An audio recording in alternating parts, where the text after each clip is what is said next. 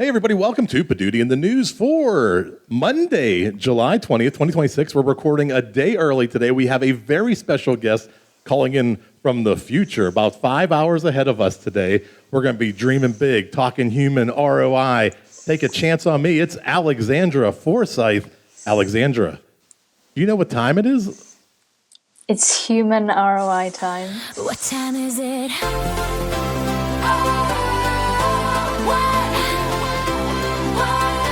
What time is it?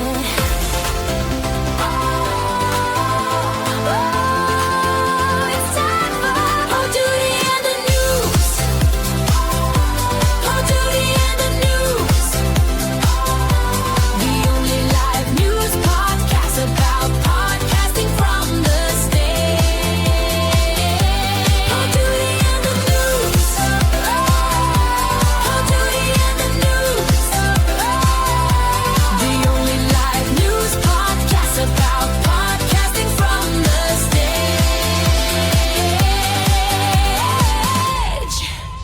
Oh, the only live news podcast about podcasting from the stage. Alexandra, welcome to the show. Hello, it's lovely to be here. So glad to have you here. We actually featured you on this show about 2 months ago, and I reached out and said, "Hey, we're going to have this," and we couldn't get trying to get a comment and your take on it. But the next best thing happened is you were able to book a time to get on this show. So now our first article today, we're going to be talking about your article. So I'm really excited to have you here. And we've been talking about, I mentioned Dream Big and human ROI. And I know you're the host of the Take a Chance on Me podcast, Take a Chance on You podcast. I'm not an ABBA. I'm singing an ABBA song. We were watching, what's the musical with ABBA in it? I can't think of it. Mamma Mia. We literally watched Mamma Mia last night. So Take a Chance on Me. But the podcast, Take a Chance on You. Alexandra, tell us a little bit about that show. So if I had a dime for every time somebody said take a chance on me. So Take a Chance on You, I launched last year around February time, and it was through human connection. So I know we're going to talk a lot about that today, but originally I went networking when I moved to London. I moved to London for a corporate job. So I wasn't necessarily lonely too much, but I did find that I needed to meet people.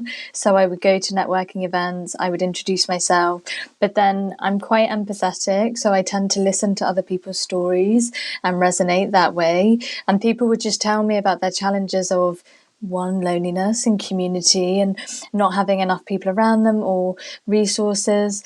And I just thought to myself, I think it's time to create a platform where people can come on and share their stories, and then we offer strategies out to listeners. We talk about wellbeing a lot now, so burnout, stress, anxiety, and resilience plays a key part in Take a Chance on You. And the name's in the title for the guests. It's taking a chance on themselves to give themselves time to self-reflect. I don't think we do it enough. And then human ROI and Dream Big has naturally compounding effect off the podcast. Amazing. I've been combing through your website. There's a lot of videos, a TEDx talk. There's appearances that you've been on other podcasts. You have to check it out. It's your name with a hyphen in the middle, right? Alexandra Forsyth.com. I'll have the link in the show notes. And go ahead, check it out. Connect with Alexandra. Learn more about the podcast. Learn more about Dream Big and human ROI. Are you ready to get into our stories? I am.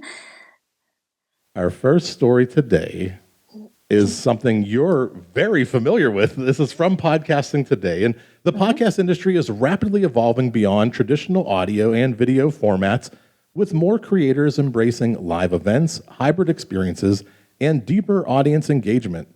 In an opinion piece for Podcasting Today, podcast host and leadership strategist Alexandra Forsyth argues that success is shifting away from simply maximizing downloads and ad impressions towards creating meaningful in-person experiences.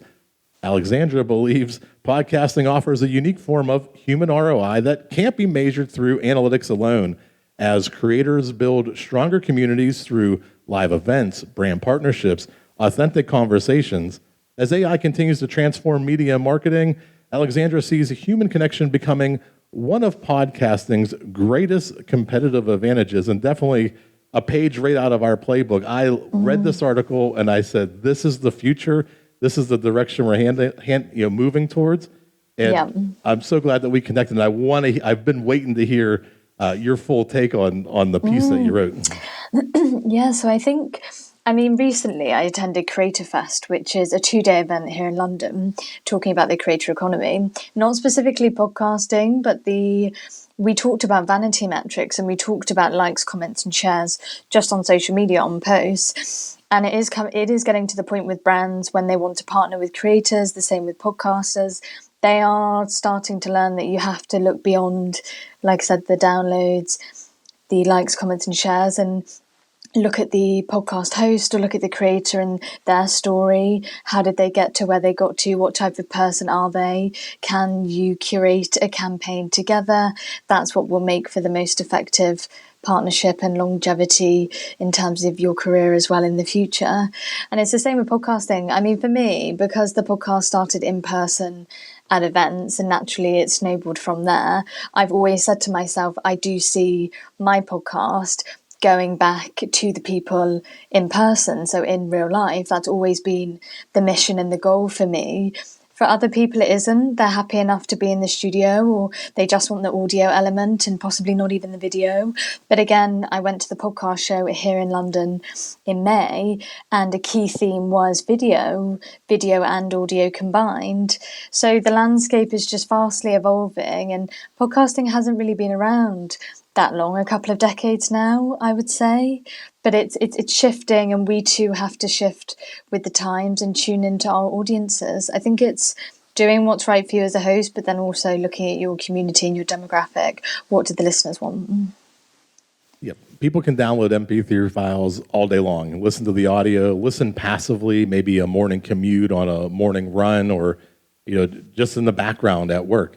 But when you're able to get in front of people, when you're making eye contact, when you're interacting in the moment, seeing the face of the host, how they react to a question from the audience, or how their brain thinks in real time. When you're face to face, that is a 100 time multiplier of a human connection. Being in the room where the podcast is live, or watching the live stream unfold. You can't get that from those vanity metrics that you're talking about. Yeah, you could upload a TikTok that maybe gets 10,000, 20,000 views, but what's the retention on that? Do people remember your brand? Did it drive podcasts, other numbers, other metrics? Did it have any value to it compared to the value of being in front of people? Maybe an audience of 10 or 20 people might actually be worth 10,000 or 20,000 downloads. With the amount of connections you'll make in that, even in that little tiny room, it's so much more important to be with people. Well, I gave a talk at the podcast show, and there were around 40 to 50 people in the room. Pretty much each and every person talked about loneliness in their independent journey towards creating their podcast. And I would never have known that had I not have been in that room. So we were building a community in real time together, going back and forth, talking about, because I've gone through loneliness with the podcast. I don't think we talk enough about the back end and production and what actually goes into building a podcast. Jeff, I'm sure you feel the same. You're just wearing multiple hats, and it is really hard. And I think because we don't talk about it all the time, when reality strikes and you think, oh my God, I've got to do X, Y, and Z. So I also think it's time that we start doing that a little bit more and actually talking about the journey. I'm all for successes, but the challenges is where people build trust.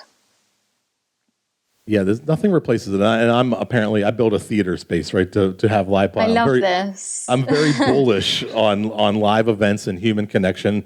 We had some great events over the weekend. We had a music act come through on Friday. We had a history story, a podcast come through about a gentleman in the Great Depression who hitchhiked across the United States, all 48 continental states, on 48 cents.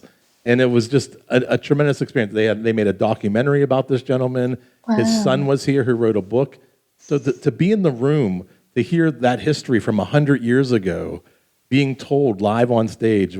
They had video clips from reenactments, and you can't get that from just an MP3 file. But to be here, that history came alive, and it became a new experience. It's a new form of entertainment, live podcasting. It really breaks boundaries. It breaks that fourth wall that you hear about on television, where all of a sudden they start talking to the audience. Well, that's literally happening when you go see a live podcast. It's an experience unlike anything else. Yeah, and I don't know. I mean, Twitch and Roblox, for example, this has come into conversation. They used to be for just gaming, but actually we're starting to see a shift within apps and live streaming, just turning on your camera and starting to have a conversation with the audience in real time. What's to stop you doing that with podcasting? Because when you're recording in the studio, you could always just turn your camera on and have a conversation with your audience. I think it's the boundaries are being blurred, but in the best way. What we've come to know podcasting as is it's evolving, as I said at the beginning, and it will continue to. Yes, and speaking of making that connection, how about celebrating 3 years of media with a live podcast, a live stream, and a subscriber party, kind of bringing all these things that we're talking about together. Independent journalism outlet 404 Media is celebrating its third anniversary by hosting a 2-day event centered around its community of paying subscribers. On September 3rd, the team will record a live episode of the 404 Media Podcast at WNYC's Green Space, featuring discussions about the future of independent journalism, AI data center resistance, and science reporting. The event will also be live streamed for remote supporters. The celebration continues the following evening with an anniversary party at Threes Brewing in Brooklyn, where subscribers receive free or discounted admission based on their membership levels. The event highlights how live experiences can strengthen subscriber relationships while creating additional value beyond digital content. This is something I'm just in love with. You're having a 3-year anniversary tour or anniversary, and you're having a 2-day event with your subscribers, with your fans, with the people who are supporting you. They're watching the videos, they're reading the articles, they're downloading the content, and now it's like the celebration. It's a reward for being a loyal member. You get to meet the staff. You get to see the authors who are writing the articles, the videographers who are creating the content, the podcasters making the podcast. Now it's all in one room for one big celebration. I love that. And again, it goes, I think there's 2 points. My first point is what I said about production in the back end, not talking about it enough, not seeing the people behind the camera.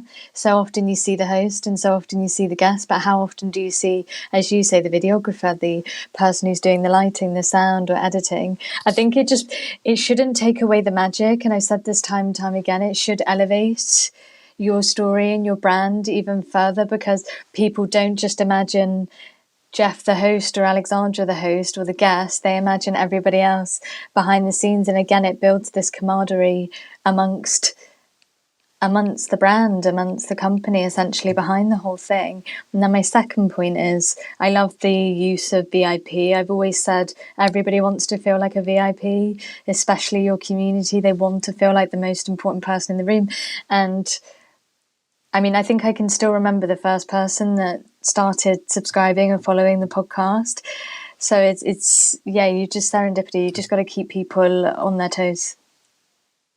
Yeah, and even keep them guessing by location. Our next story takes them, the Philadelphia Phillies podcast. They're going, what happened here? But also, Jeff, back on that story, just one second. Yeah. It's interesting how they're talking about data centers. It's quite a hard hitting topic to be talking about at the event. Oh, we did. Part of they are this media company is very driven on human created articles, human created content, and they are resisting data centers and they're resisting AI.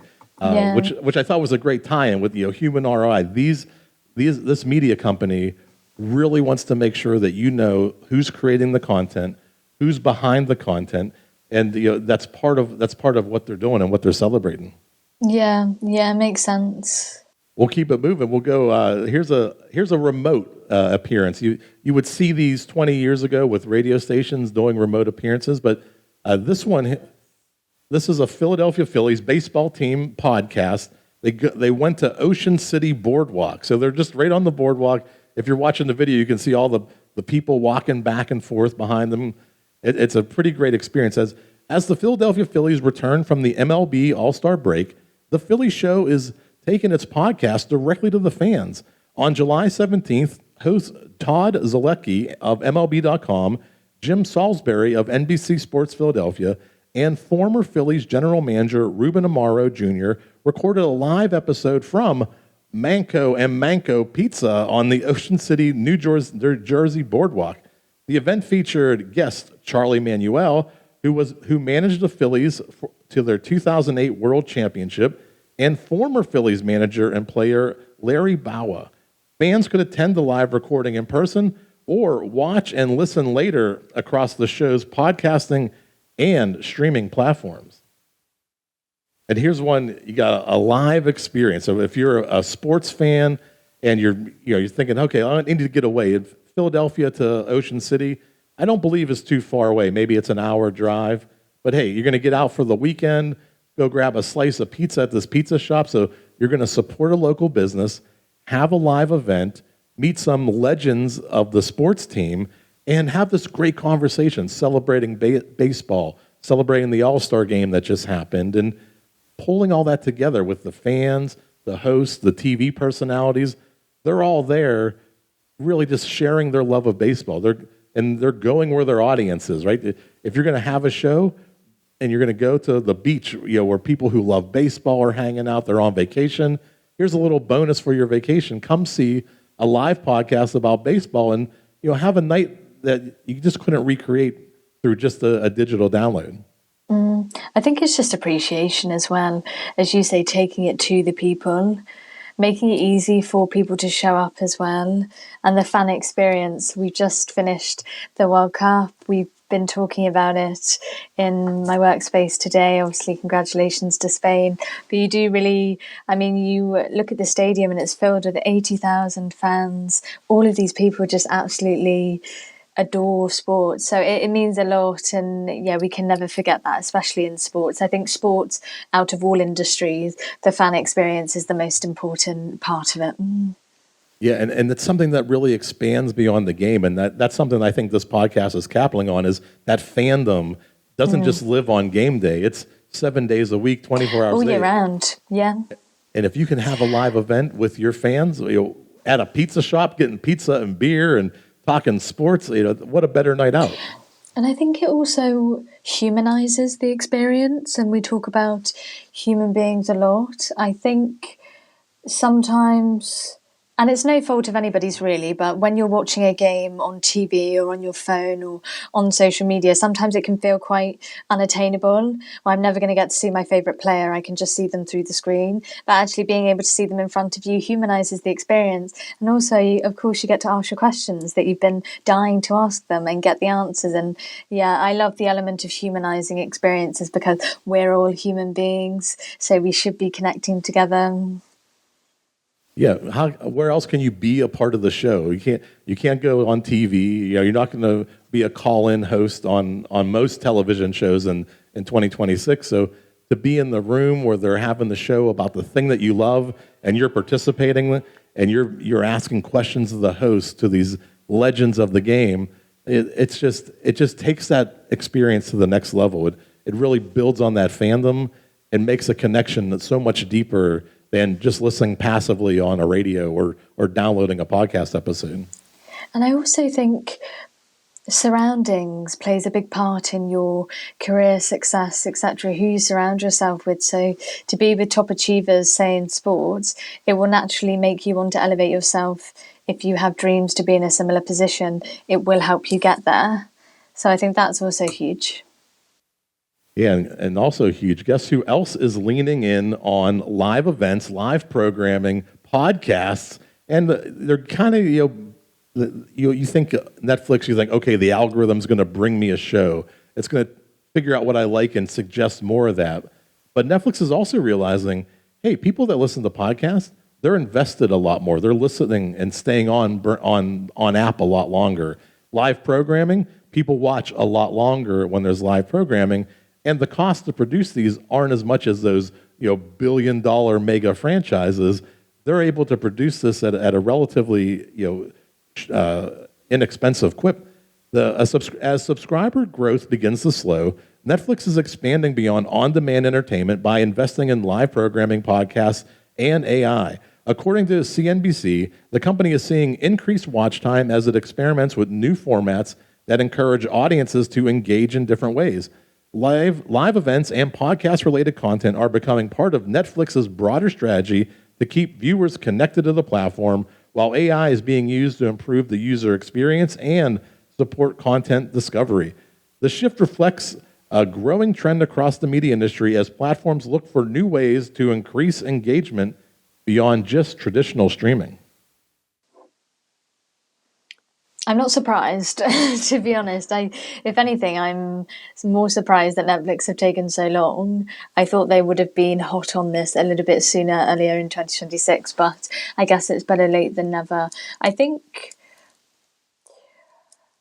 too many thoughts. One thing that I love about podcasting is that now, say with Netflix, for example, moving slightly into the TV show programming arena, is that you don't necessarily have to stick to a script. So with podcasting, we've always said to ourselves, okay, season 1, season 2, season 3, maybe 15 to 20 episodes, and then we take a break and we come back and then we're on to the next season. I do think it's a bit more free flow. At least that's what I'm doing at the minute. I'm just putting out episodes. I'm going with the flow. I still do one per week and then some short mini clips, but I don't necessarily think to myself, right, I've got to end this season and then move on to the next. I think, again, some of the trends we're seeing is churning out content the way you want to, what suits you. Yeah, and it's a great play. People have been subscribing for years now, 10 plus years subscribing services. So they're reaching a maturity. So there's only two more ways. You can either find new subscribers, you can increase the rates every month, or you can really increase satisfaction to reduce cancellation. So what you're seeing, I think, part of Netflix's strategy is if we engage more people and give them current events, current things that are happening that are streaming live, podcasts with fresh content, those are sticky things that keep subscribers around. What are they doing? They're making real-time connections, right? They're building an audience of loyal people who want fresh and current and up-to-date information. They're going to find that on these streaming platforms. And I think also authentic content. So it's real stories, lived experiences, that I feel like that's what people are really looking for, not just within podcasting, but TV, media, entertainment, the creative industry. So I think the outside world can be so uncertain at times. We want to be able to come into a community and feel like it's where we want to be. And speaking of uncertain at times, how about going to an open mic and they have a podcast show up? So Bullseye with Jesse Thorne took an unconventional approach to live podcasting by surprising attendees at an open mic night at Lyric Hyperion Theater in LA with a live interview featuring comedian and writer Guy Branum. Created as a reward for supporters of Maximum Fun during its annual membership drive, the event blended comedy, music, and podcasting into a single experience. The interview was recorded before a live audience, later released as a podcast episode, and published on YouTube, extending the event well beyond the people who attended in person. And I should say before I say, they just crashed an open mic, they did make arrangements ahead of time, but it was a surprise to the audience that, okay, we're here for open mic night, and all of a sudden a celebrity shows up to do a live podcast. It was an added bonus, and it seemed to be a great night, and the audience was all about it. I kind of love that, and I think people don't know what they don't know. So if you show up and you're recording a podcast, people will enjoy it. I don't know. I think I remember the early days when I was recording Take a Chance on You, and I would invite guests on, and they'd never been on a podcast before. By the end, they wanted to do more public speaking and be on further podcasts because they enjoyed the experience so much. People don't know what they don't know unless you put it in front of them. So it's the same with the open mic. They've taken it there and people resonate, they follow along, and before you know it, you've got new people within your community. So I think don't stop trying and don't stop looking for new ways to reach people and new audiences. You're never done. I think with podcasting, with TV, with entertainment, with media, you're never done. Yeah, and the live experience again, this new form of entertainment that's becoming more and more prevalent in different areas. We see it at conferences a lot, where 10 years ago it would be a panelist of four people, probably selected by the sponsor of the conference, who was just trying to implant like some of their executives to get some stage time. But that we're seeing that get replaced by live podcasts from people within the industry who are experts in the industry, live streaming the industry. And you're getting that here. Here's a comedian who's gone on, had a tremendous acting career, has written some great things, going back to the roots of a comedy club where probably tested out some of this material and telling the story, telling the history of, I started on this stage and I've grown to be a major player in Hollywood. And for the people in the audience, that's what they're hoping. They're hoping to make these connections at open mic, follow the career, and see how they grow, see how they develop over time. And you're getting that full story in one night. What an add-on. I think it's great. And also, if I think about live activations and what I'm trying to do with Take a Chance on You, as you say, at conferences, the landscape's changing, live podcasting is becoming a thing, but also just the dynamics of events is also shifting. People want more. So with panel discussions, with keynotes, people want more strategy and more action. So I think podcasting is a fantastic way to kind of infiltrate into these spaces. At least that's what I'm trying to do. And I seem to be the only one really doing it on the live event space here in London. So it'd be good to see more of it. Yeah, we have one last story remaining. And then again, live. Live is such a big part of what I believe the future of podcasts. Like Alexandra said, we hear so much about audio and video. Video is kind of the focus right now. But I think both of us agree that beyond video are these connections, are these live events. It's getting in front of people and performing your show. And this was a tour that came up as kind of a review, a look back. And since launching in 2020, Trash Taste has grown from a long-form anime podcast into a global creator brand by combining video, audio, live events, and social media.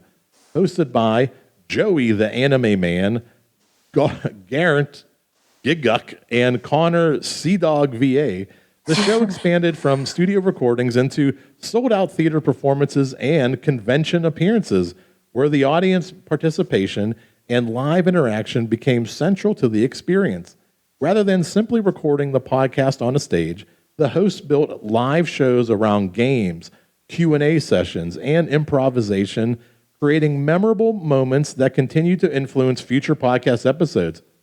Their approach demonstrates how niche podcasts can evolve into multi-platform entertainment brand built around community and shared experience.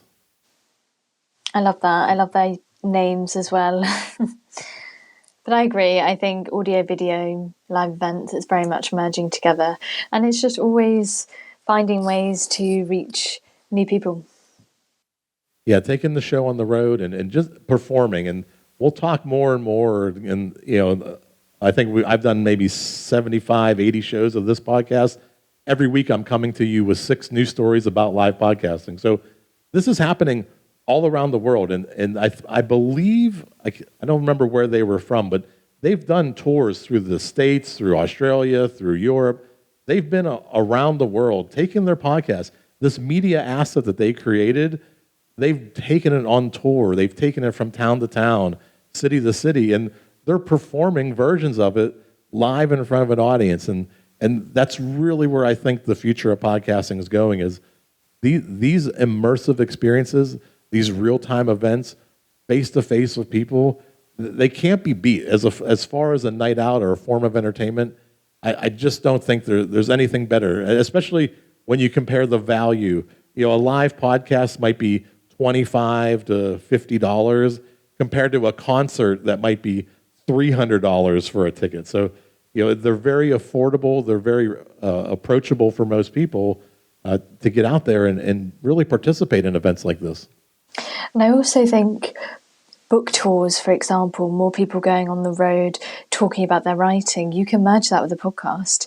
If you have a podcast, you're writing a book and you publish the book, you can merge them together.